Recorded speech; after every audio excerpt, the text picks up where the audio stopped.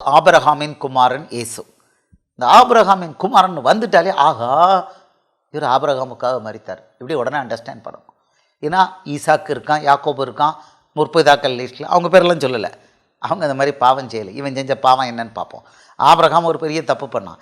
இஸ்லாமியர்கள் கனெக்ஷன், இஸ்லாமியருங்கிற ஜாதியே, இஸ்மவேலுங்கிற ஜாதியே ஆபிரகாமால் தப்பு பண்ணினால உருவாச்சு. ஆகாருங்கிற எகிப்தி அடிமை பெண்ணுக்கிட்ட போய் சேர்ந்தான். அவன் மனைவி சொன்னான்னு சேர்ந்தான். கர்த்தர் சொன்னான்னு செய்யலை. கர்த்தர் சொன்னார் டே இதெல்லாம் பேசாமல் வெயிட் பண்ணு, உனக்கு நான் பிள்ளை தரேனார். அந்த பொண்ணு சொன்னான், சாரா என் கர்த்தர் ஏன் கற்பத்தை அடைச்சிருக்காரு, நீ இந்த பிள்ளையோட அடிமை பிள்ளையோட சேரு, ஒரு பிள்ளை கிடைக்கும். அப்படி பிறந்தவன் தான் இஸ்மவேல். அப்படி பிறந்த ஜனம்தான் இன்றைக்கி இருக்கிற அரபியர்கள், முஸ்லீம் ஜனங்கள். அந்த பாவம் ஏன்னா இந்த தீர்க்க தரிசனம் பார்க்க போகிறீங்க, அவன் தன் சகோதரனுக்கு எதிராக குடியிருப்பான், துஷ்ட மனுஷனாக இருப்பான்னு தீர்க்க தரிசனம் இருக்குது.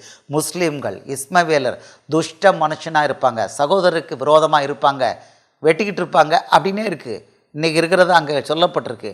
இப்படிப்பட்ட ஒரு ஜாதியை உருவாக்குனனால இவன் பண்ண தப்புக்கு, இவன் தேவனுக்கு கீழ்ப்படியாமல் பண்ணதுக்கு இவனை கொன்று இருக்கணும். ஆனால் ஆபிரகாம் அவர் கொல்லலை. இவனுக்கு ஒரு ப்ரிவிலேஜ் என்னென்னா, இந்த ஆபிரகாம்கிட்ட ஒவ்வொரு தடவையும் ஆதியாமம் 12வது அதிகாரத்துலேருந்து பார்த்தீங்கன்னா 12, 15, 17, 18 டைரெக்டாக இவனுக்கு முன்னால் வந்து நிற்பார். டைரெக்டாக இவனுக்கு முன்னால் அவன் சாப்பாடெலாம் கொடுக்குறான். ஆதியாமம் 18 இயேசுவுக்கு சாப்பாடு கொடுப்பான், சாப்பிடுவார். நான்வெஜ் சமைச்சு கொடுப்பான், சாப்பிடுவார். உனக்கு இந்த உற்பத்தி காலத்தில் பிள்ளை பிறக்கும். அவ்வளோ நேரடியாக அவனுக்கு வாக்கு தத்தங்கள் உடன்படிக்கைகள் பண்ணியிருக்கிறார். ஆனால் என்ன பண்ணிட்டான், மனைவி சொன்னதை, சாரா சொன்னதை கேட்டு ஆகாருங்கிற எகிப்திய பெண் அடிமை பெண்ணோட சேர்ந்து இஸ்மவேலுங்கிற பிள்ளையை பெற்றுட்டான். அதான் பிரச்சனை. தண்டனை கொடுத்துருக்கணும். இஸ்மவேலையும் கொண்டு இருக்கணும், ஆபிரகாமையும் கொண்டு இருக்கணும், சாராளையும் கொண்டு இருக்கணும். ஒருத்தரையும் கொல்லலை. ரைட்? இவங்க அவ்வளோ பேருக்காகவும் நான் வர்றேன் ஆபிரகாமின் குமாரனாக. யாருக்காக? ஆபிரகாம் பண்ண தப்புக்காக. அவனை கொல்லலை, நான் மறிக்கிறேன். அடுத்து ஆபிரகாம் பெத்தானே இஸ்மவேல்னு ஒரு அடிமை பெண்ணுக்கு பெத்தானே, அந்த பையன் இன்றைக்கி பூமி முழுக்க நடந்து எல்லா கிறிஸ்தவர்கள் யூதர்கள் கழுத்தெல்லாம் வெட்டிக்கிட்டு எல்லாம் வம்பு பண்ணிக்கிட்டு இருக்காங்க. அவங்க பாவத்துக்காக நான் மறிக்க வரேன். அடுத்து சாரா இப்படி பண்ணி விட்டால, அடிமை பெண்ணோட நீ சேரும்னு சொல்லி சேர்த்து விட்டால, சாராளுடைய பாவத்துக்காகவும் வந்தார். அதனால் அவருக்கு பேர் ஆபிரகாமின் குமாரன். உங்களுக்கு நான் ஷார்ட்டாக சொல்லிட்டேன். இயேசுவுக்கு பேர் ஆபிரகாமின் குமாரன். அதாவது ஆபிரகாம் செய்த பாவத்துக்காக அவனுக்கு பதிலாக மரித்து, அவன் செய்த பாவத்துக்கு பிசாசிடம் விலை கொடுக்க பரலோக தேவன் இயேசு பூமியில் மனிதனாக பிறந்தார். இவர் சொல்லியிருக்கிறாரு, இவ்வளோ நான் பண்ணுவேன்னு வாக்குத்தத்தம் கொடுத்துருக்காரு. நேராக அப்பியராகி கொடுத்துருக்கிறாரு. அவன் வயலேட் பண்ணிட்டான். பிசாசு எல்லாத்தையும் பார்த்துக்கிட்டு இருக்கான். அவன் சொல்லுவான், ஓ நீங்கள் நீதி பெறாம, தேவன் நீதி பெறாம இந்த இப்படி தப்பு பண்ணியிருக்கானே, நான் தானே அந்த தப்பு சாரா வச்சு இம்பிட்டு பண்ணி விட்டேன், அம்புட்டு போகும்போது நான் தானே பண்ணி விட்டேன். அவன் பெற்றுட்டான், இஸ்மவேலை பெற்றுட்டானே, நீங்கள் என்ன பண்ணீங்க, நீங்கள் நீதி பெறாரா அப்படின்னு கேட்டிருப்பான். ஆனால் என்ன பண்ணினார், அவனுக்கிட்ட ஒன்றுமே சொல்லலை. அவனுக்காக இங்கே ஆபிரகாமின் குமாரனாக மறிச்சிட்டார். பிசாசுக்கு விலை கொடுத்துட்டாரு. க்ளோஸ்ட். அவன் தலை க்ளோஸ்டு. தன்னை படைத்த தேவனை கொலை பண்ணினால அவன் கதையை முடிஞ்சுது. சிலுவையில் பிசாசு கதை முடிஞ்சுது. மறுபடி படிப்போம். இயேசுவுக்கு பெயர் ஆபிரகாமின் குமாரன். அதாவது ஆபிரகாம் செய்த பாவத்துக்காக அவனுக்கு பதிலாக மரித்து, அவன் செய்த பாவத்துக்கு பிசாசிடம் விலை கொடுக்க பரலோக தேவன் இயேசு பூமியில் மனித குலமாக பிறந்தார். முஸ்லீம் இனத்தை ஆபிரகாம் உருவாக்கிய பாவத்துக்காக இயேசு மரித்தார். அதாவது ஆகாருங்கிற அடிமை பெண் வழியாக இயேசு அனுமதிக்காமல் அந்த பிள்ளையை பெற்றான். தேவன் ஆபிரகாம் கீழ்ப்படியாமையினால் செய்த மரணத்துக்கு ஏதுவான இந்த பாவத்துக்கு அவனை மரணத்தினால் தண்டிக்கவில்லை. மாறாக அவன் பாவத்தை தானே ஏற்றுக்கொண்டு மனிதனாக சிலுவையில் அவனுக்காக மரித்து பிசாசிடம் விலை கொடுத்தார். தேவநீதி நிறைவேறியது. இப்போ பிசாசு ஒன்றும் சொல்ல முடியாது. பிசாசு சொல்லவே முடியாது, ஒன்றுமே சொல்ல முடியாது. நீ ஆபிரகாம் பண்ண தப்புக்கு நீங்கள் ஒன்றுமே பண்ணலையே, நானே மறிச்சிட்டேன்ப்பா, நீ தானே கொன்ன, வாய்ப்பத்திரி பேசாம போ, அவ்வளோதான், முடிஞ்சு போச்சு, closed. Jesus is the son of Abraham. Jesus is called the son of Abraham too. It means God came in the flesh to earth in the name of Jesus to die for the sin of Abraham and the price of sins to the devil on his behalf. Abraham was the reason for the birth of Ishmael and through him the Muslim race. God did not allow Abraham to die for this sin. So in his place, God came in the flesh as Jesus and died on the cross. Thus, God's righteousness was established. In English, Abraham was given multiple promises. I will give you a child, and you will not be able to count them. The generation you will not be able to count. They will be like the stars in the heaven. They will be like the sands of the sea. God promised. Directly appearing before him, God promised Abraham. But one day, his wife Sarah told him, maybe God blocked my womb. You better use my maid, Egyptian servant maid, and bake a child through her. And he obeyed Sarah. That's the way Ishmael came. That's the way the Muslim race, Arab race came. And the prophecy was the Arab race, the Muslim race, the Ishmael race will stand against his own brothers, and he will be a wicked man. His generation will be wicked. That was the prophecy. So because Abraham committed a sin of disobedience and created a wicked generation, Ishmael generation, God had to die on his behalf because God did not allow Abraham to be killed. God did not allow Ishmael to be killed. God did not allow Sarah to be killed. He decided, okay, for all of them, for all their sins, I will go down as man, in the form of man, and I will allow myself to be killed by the devil. And the devil killed, the foolish devil killed Jesus, and he killed the son of Abraham. On behalf of Abraham, Jesus died and paid the price of sins of Abraham, Ishmael, and all the Muslim race. The Muslim people are killing Christians and Jews here and there, everywhere. They are beheading. Jesus paid the price for their sins also. And he paid the price of sin of Sarah also. So this is the background behind the name son of Abraham. வசனங்கள் பார்க்கலாம். வசனம் மத்தேயு 1:1. இது ஏற்கனவே பார்த்துருக்கோம், திருப்பி ஒரு தடவை பார்ப்போம். ஆபிரகாமின் குமாரனாகிய தாவீதின் குமாரனாகிய இயேசு கிறிஸ்துவனுடைய வம்ச வரலாறு. ஆதியாகமம் 12:1. இவர் என்ன ப்ராமிஸ் கொடுத்தாரு அப்படிங்கிறத பார்க்கலாம். ஆபிரகாமின் குமாரனாகிய தாவீதின் குமாரனாகிய இயேசு கிறிஸ்துவனுடைய வம்ச வரலாறு. இப்போ ஆபிரகாமின் குமாரன் இனிஷியேட் ஆகிட்டு, இவர் இந்த ஆபிரகாம் செஞ்ச பாவம் என்ன அப்படிங்கிறத நம்ம பார்ப்போம். ஆபிரகாம் செய்த பாவம் என்ன? ஆபிரகாம் செய்த மன்னிக்க முடியாத பாவம் என்ன? இஸ்மவேல் என்ற ஜாதியை தனது தாதிப்பெண் வழியாக எகிப்திய பெண்ணவா உருவாக்கியதே அந்த பாவம். இயேசுவின் வாக்குத்தத்தம் நிறைவேறுவதற்கு அவன் மனைவி சாராள் பொறுக்க மனதில்லாமல் ஆபிரகாமை கட்டாயப்படுத்த அவன் தன் மனைவி சொல் கேட்டு இயேசுவின் வார்த்தைக்கு கீழ்ப்படியாமல் தன் தாதி பெண்ணுடன் சயனித்து இஸ்மவேல் என்ற மகனை உருவாக்கினான்.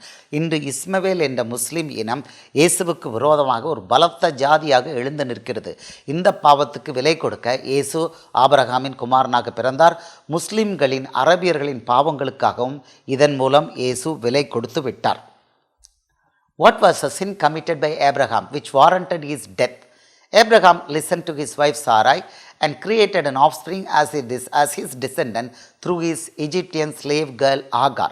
His wife Sarai became impatient and prompted him to produce an offspring through her Egyptian maidservant whose name was Hagar. Abraham disrespected God's specific promise that he would give him a son. Because Abraham begot Ishmael, who in turn had become a serious challenge to God and his kingdom through Islam, God had to come down and die for Abraham in his place and also to pay the price of the sins of sons of Ishmael, Muslims. கர்த்தர் நேரடியாக ஆபிரகாமுடன் வந்து பேசிய உடன்படிக்கை, நான் உன்னை பெரிய ஜாதியாக்கி உன்னை ஆசீர்வதித்து உன் பேரை பெருமைப்படுத்துவேன், நீ ஆசீர்வாதமாய் இருப்பாய். The covenant given by the Lord Yahweh to Abraham directly appearing before him. I will make you a great nation. I will bless you and make your name great and you shall be a blessing. Genesis 12:1-4. ஆதியாகமம் 12வது அதிகாரம் 1வது வசனம். டைரக்டாக கர்த்தர் வந்தார். யாவே கர்த்தர் ஆபிராமை நோக்கி, அவன் பேர் ஆபிரகாம் இல்லை, ஆபிராம், அதுக்கு பிறகு தான் மாற்றினார். கர்த்தர் ஆபிராமை நோக்கி, நீ உன் தேசத்தையும் உன் இனத்தையும் உன் தகப்பனுடைய வீட்டையும் விட்டு புறப்பட்டு நான் உனக்கு காண்பிக்கும் தேசத்துக்கு போ அப்படிங்கிறார்.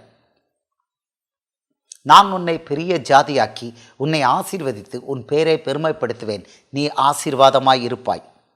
இதெல்லாம் கவனன்ட், உடன்படிக்கை. உன்னை ஆசீர்வதிக்கிறவர்களை நான் ஆசீர்வதிப்பேன், உன்னை சபிக்கிறவனை நான் சபிப்பேன், பூமியில் உள்ள வம்சங்கள் எல்லாம் உனக்குள் ஆசீர்வதிக்கப்படும் என்றார். ஒரே ஒரு மனுஷன் கர்த்தர் ஆபிராமுக்கு சொன்னபடியே அவன் புறப்பட்டு போனான். லோத்தும் அவனுடைய கூட போனான். ஆபிராம் ஆரானை விட்டு புறப்பட்ட போது 75 வயது உள்ளவனாக இருந்தான். 75 அவனுக்கு பிள்ளை கிடைக்கும்போது 100 வயசு, 99 வயசில் சொன்னார். இதுக்கு இடையில் என்னாச்சுன்னா அந்த மிஸ்ஸாப் நடந்து போச்சு. சாரா தப்பு பண்ணினான். பாருங்கள், கர்த்தர் நேரடியாக ஆபிரகாமுடன் வந்து பேசி உடன்படிக்கை. ரெண்டாவது என்ன உன் சந்ததியை பூமியின் தூளை போல பெருக பண்ணுவேன். ஒருவன் பூமியின் தூளை எண்ணக்கூடுமானால் உன் சந்ததியும் எண்ணப்படும். The covenant given by God Yahweh to Abraham directly appearing before him. This is second time.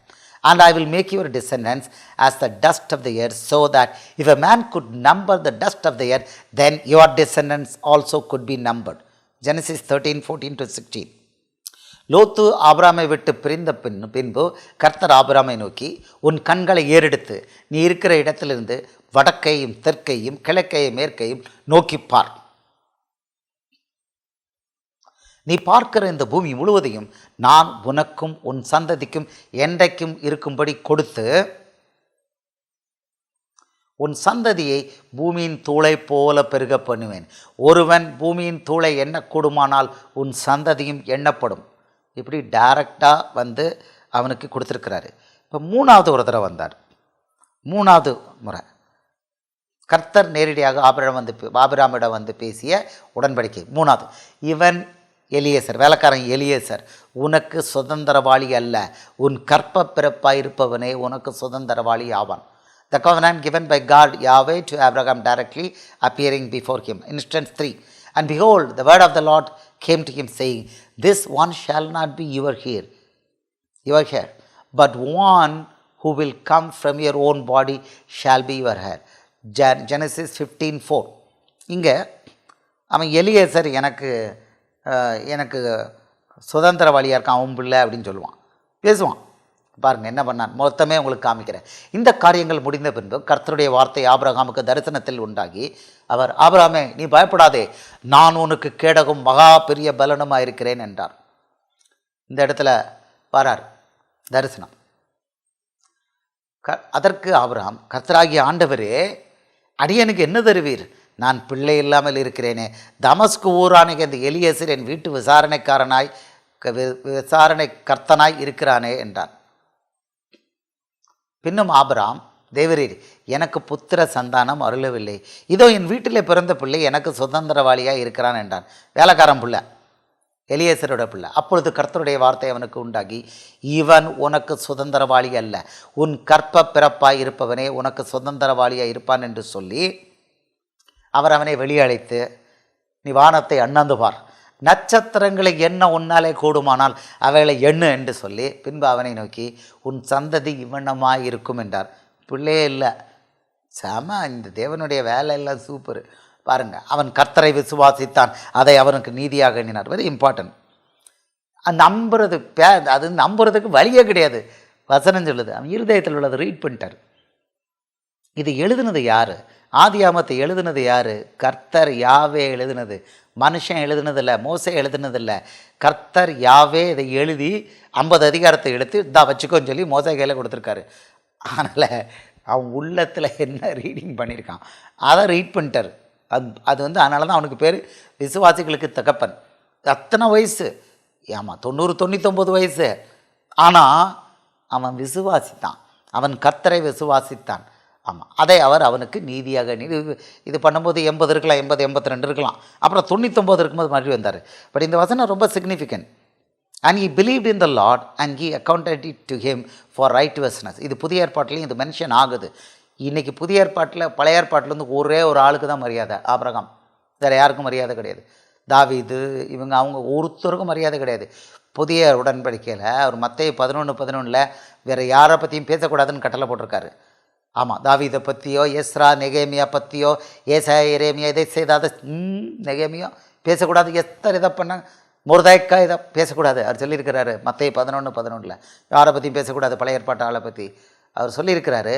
ஆனால் ஒரே ஒருத்தனை பற்றி மட்டும் பவுல் பேசுகிறதுக்கு அனுமதிச்சிருக்கிறாரு, ஆபிரகாம். ஸ்பெஷலான ஆளுவன். ஏன்னா இவன் மூலம்தான் அவ்வளோ சந்ததி, பூமியில் உள்ள சந்ததி ஆசீர்வதிக்கப்படுது. One man who believed in God. அவன் கர்த்தரை விசுவாசித்தான், அல்லாவே அல்ல.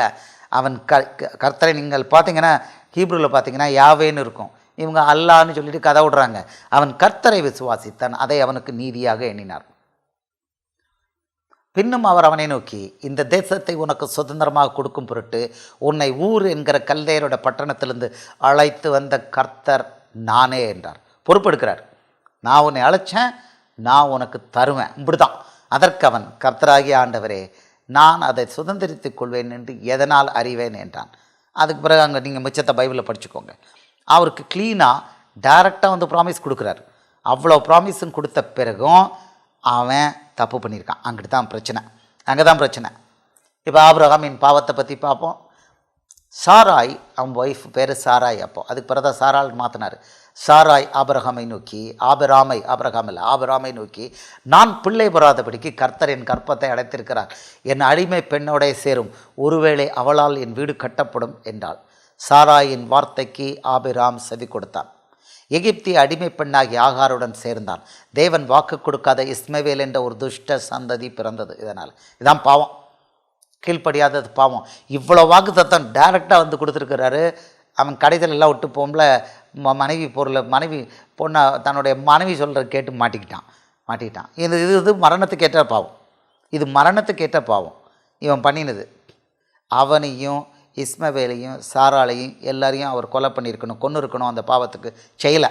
So Sarai said to Abraham, see, now the Lord has restrained me from bearing children. Please go into my maid. Perhaps I shall obtain children by her. And Abraham heeded the voice of Sarai. Abraham went into the Egyptian maidservant Hagar and produced an offspring, Ishmael, which was not ordained by God. Thus a wicked race was born. Genesis 16:1-5.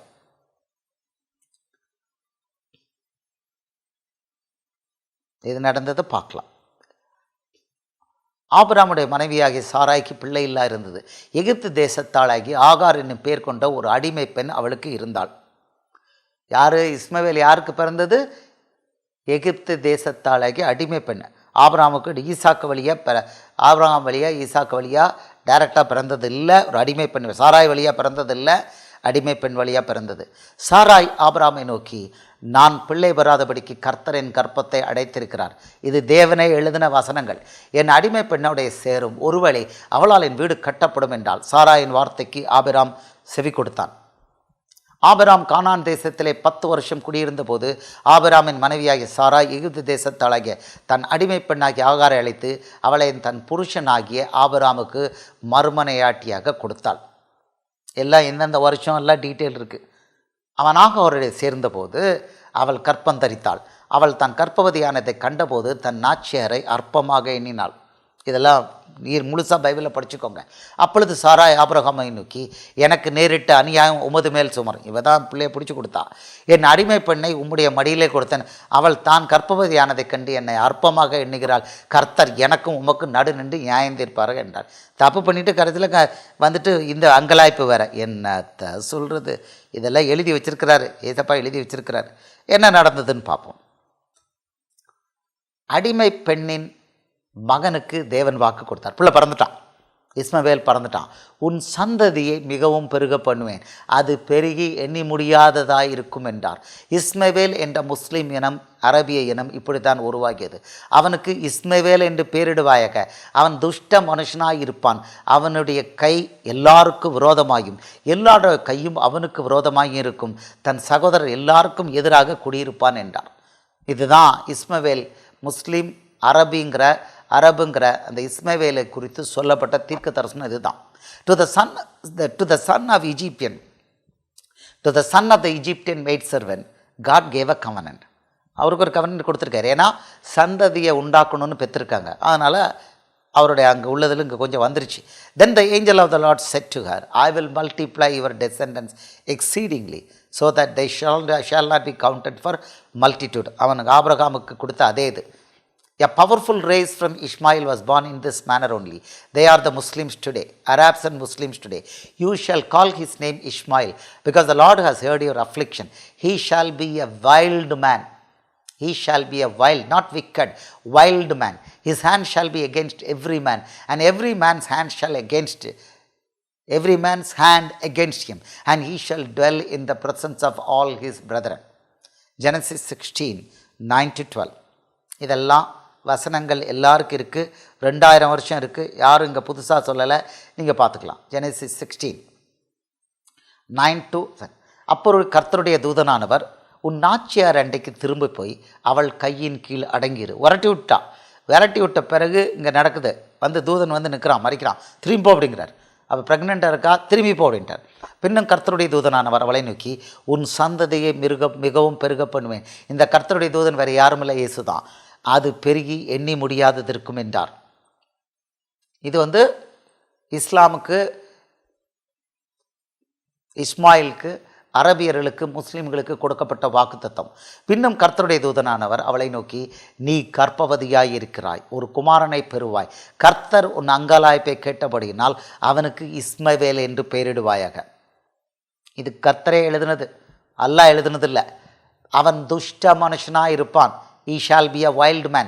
அவனுடைய கை எல்லாருக்கும் விரோதமாகும், எல்லாருடைய கையும் அவனுக்கு விரோதமாயும் இருக்கும். தன் சகோதரர் எல்லாருக்கும் எதிராக குடியிருப்பான் என்றார்.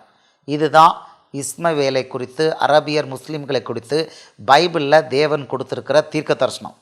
அவன் டைரெக்டாக சாராளுக்கு பிறந்த பிள்ளை இல்லை. இஸ்மவேல் உமக்கு முன்பாக பிழைப்பானாக என்று ஆபிரகாம் தேவனிடத்தில் விண்ணப்பம் பண்ணினான்.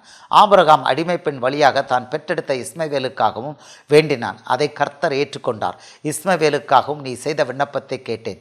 நான் அவனை ஆசீர்வதித்து அவனை அதிகமாக பலுகவும் பெருகவும் பண்ணுவேன்.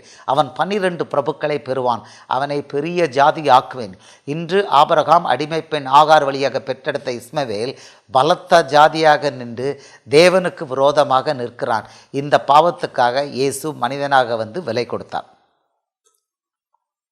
Abraham said to God, oh that Ishmael might live before you. இவன் கேட்கறதுக்கு முன்னாலே he gave the promise.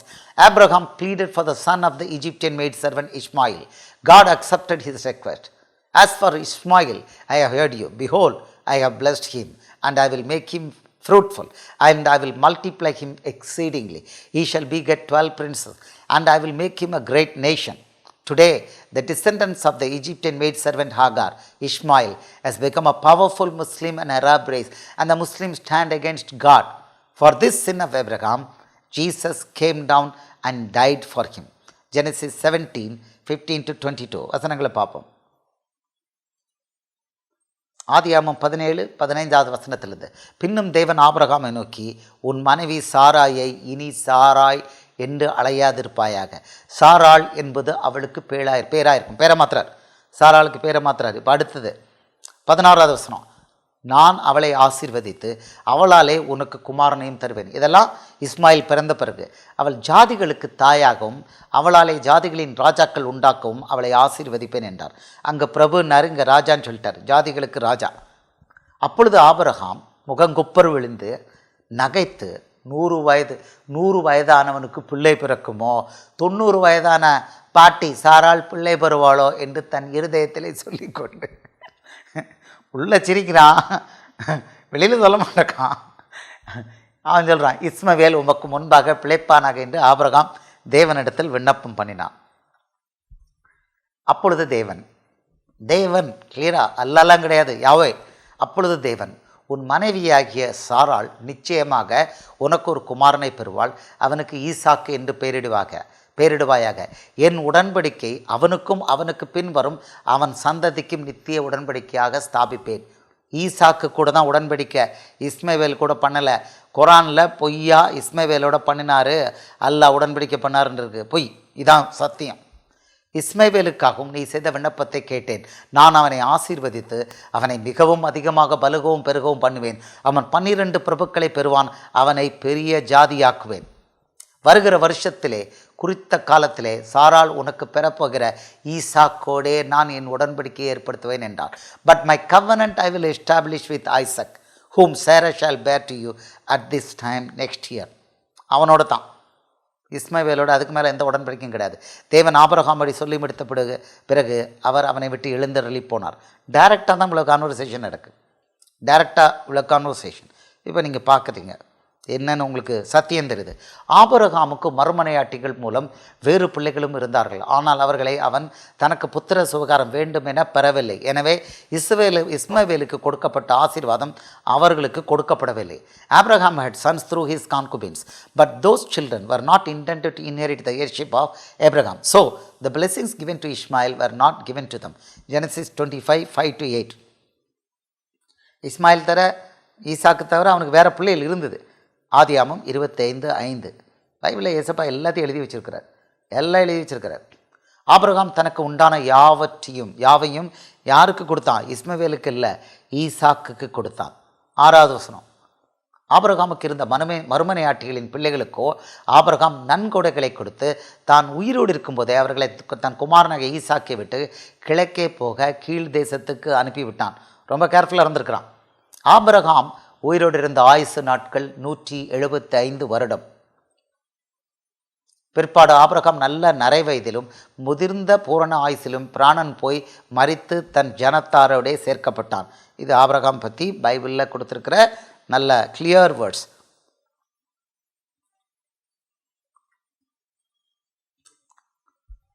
பக்தி விருத்தி. தன் வார்த்தைக்கு கீழ்ப்படியாமல் தன் மனைவி சாராய் சொன்னபடி கேட்டு எகிப்திய அடிமை பெண் ஆகார் வழியாக இஸ்மவேல் என்ற ஒரு பலமான எதிர் சந்ததியை அவன் உருவாக்கியமையால் அந்த பாவத்துக்கு அவனுக்கு மரணத்தை கொடுத்திருக்க வேண்டும். ஆனால் கர்த்தர் அவனை மன்னித்தார்.